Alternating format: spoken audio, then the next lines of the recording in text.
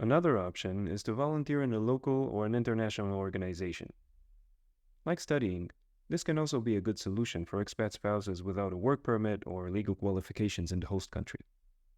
It can also be suitable for people who want to rest, or to be a homemaker, or to anyone who wants to contribute to the local community.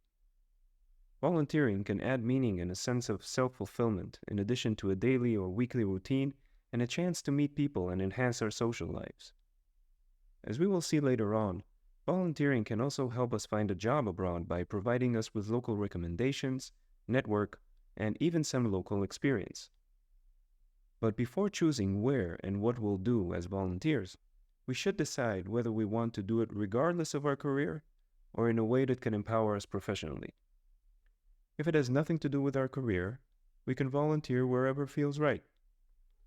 If we want to volunteer while improving our chances of finding a local job, we should try and find a way to volunteer in our field or as close to it as possible.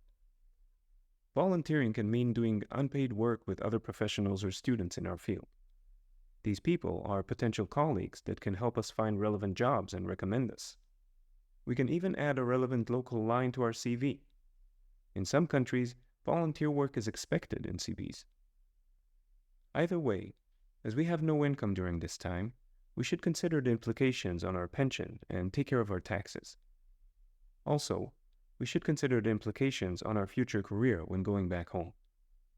I have already elaborated on this issue when we discussed the option of working in our spouse's organization, so you can review it there if needed.